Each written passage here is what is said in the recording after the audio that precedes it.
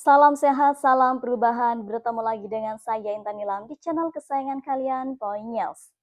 Suasana Kongres ke-6 PDI Perjuangan yang digelar di Nusa Dua, Bali berubah haru saat Ketua Umum PDIP Megawati Soekarno Putri menitikan air mata ketika Hasto Kristianto, mantan Sekjen PDIP yang baru saja dibebaskan dari tahanan KPK, hadir di arena Kongres.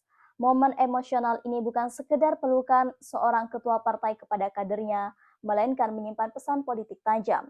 Tangisan Megawati yang ditayangkan ke seluruh penjuru negeri seakan menjadi simbol bahwa ada luka dalam yang belum sembuh. Luka yang ditengarai datang dari lingkar kekuasaan yang pernah ia percaya. Presiden Joko Widodo, kehadiran Hasto yang dibebaskan melalui amnesti Presiden Prabowo menjadi titik balik politik PDIP. Dalam bahasa tak langsung Megawati seakan menyampaikan bahwa musuh justru datang dari dalam rumah sendiri. Tak disebutkan nama Jokowi, namun narasi yang dibangun dari tangisan ini hingga teriakan merdeka menjadi sangat jelas bagi publik.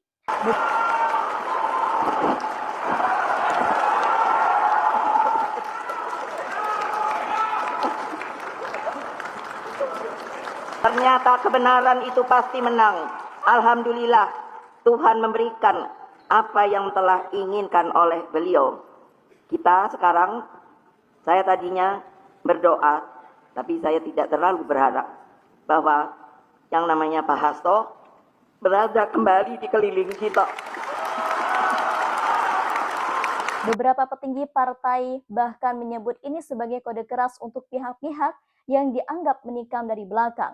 Kehadiran Hasto Kristianto ini yang dibebaskan melalui amnesti Presiden Prabowo menjadi titik balik politik PDIP dalam bahasa tak langsungnya. Presiden Jokowi tak hadir dalam acara puncak kongres ini, ketidakannya menjadi sorotan besar mengingat ia adalah kader partai yang pernah dibesarkan oleh Megawati sendiri. Ketidakhadiran ini makin menegaskan jarak politik antara mantan guru dan murid itu. PDIP tampak hendak membangun ulang marwahnya sebagai partai ideologis yang tak tunduk pada pragmatisme kekuasaan. Dalam konteks ini, Jokowi digambarkan sebagai pemimpin yang telah menyimpang dari garis perjuangan, bahkan membiarkan kader partai dikorbankan oleh aparat yang dulunya berada di bawah kendalinya. Pemberian amnesti kepada Hasto oleh Presiden Prabowo justru mengangkat nama Prabowo sebagai tokoh yang lebih berhati dibanding Jokowi. Sebagian pengamat menilai ini adalah tamparan politik dua arah untuk Jokowi yang pasif dan untuk publik yang mulai meragukan netralitas penegakan hukum. Bagi Megawati, kembalinya Hasto adalah simbol bahwa PDIP belum habis. Namun bagi publik ini adalah sinyal bahwa pertarungan internal dalam kekuasaan belum berakhir. Tangisan Megawati di Kongres ke-6 bukan hanya luapan emosi pribadi, ini adalah pertunjukan simbolik dari luka politik, rasa dihianati, dan tekad untuk bangkit. Dalam diamnya Jokowi, PDIP kini bicara lantang lewat air mata ketuanya, dan bila sejarah menjadi saksi, maka momen ini mungkin akan dikenal sebagai awal dari babak baru, babak perlawanan terhadap Jokowi dan rumah yang dulu membesarkannya.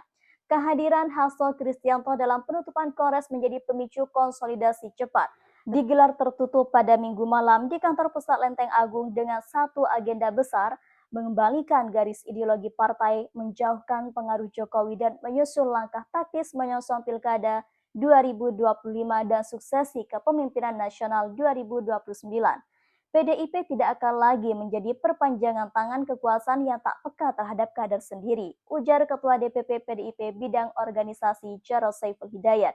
Dalam keterangan resmi yang dilansir Senin pagi, ia menegaskan bahwa mulai saat ini partai akan membersihkan barisan dari tokoh-tokoh yang selama ini menjual partai demi kedekatan dengan lingkar kekuasaan.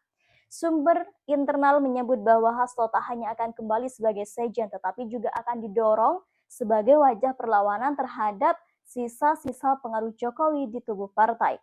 Pernyataan ini mengacu pada reaksi Jokowi dengan partai-partai satelit seperti PSI dan juga PAN yang akhir-akhir ini justru banyak sekali disorot sebagai alat politik. Untuk mempertahankan warisan kekuasaan Jokowi dan Gibran, meski telah menitik air mata, Megawati nampaknya belum menutup buku politiknya.